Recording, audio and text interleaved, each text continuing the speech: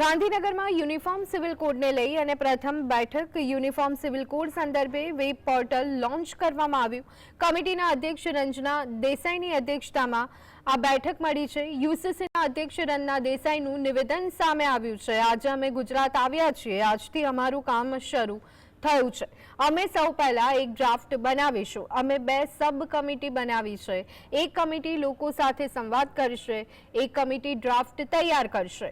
ઉત્તરાખંડમાં પણ યુસીસી લાગુ કરવામાં આવ્યું છે. લોકો સાથે સંવાદ કરવો પણ જરૂરી છે. વેબ પોર્ટલ પર લોકો અભિપ્રાય આપે તેનો પણ અભ્યાસ કરીશું. જલ્દીથી અમે અમારો રિપોર્ટ સબમિટ કરીશું. સૌથી વધુ મહિલાઓના અધિકાર પર ભાર આપીશું. લગ્ન અને છૂટાછેડાની એક સરખી પ્રક્રિયા હોવી જોઈએ. બાળકોના ઉછેર ઉપર પણ અમે વધારે ધ્યાન આપીશું.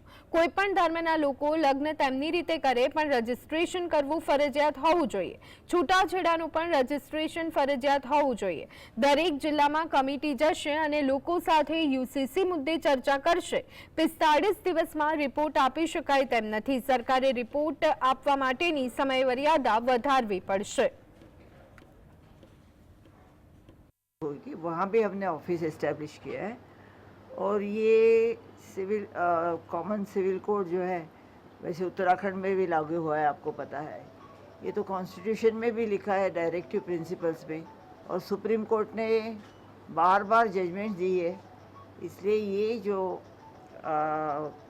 ड्राफ्टिंग का काम जल्दी ही शुरू होगा और हम होप करते हैं कि जितना जल्दी हो सके हम ये पूरा करेंगे. मगर उसके पहले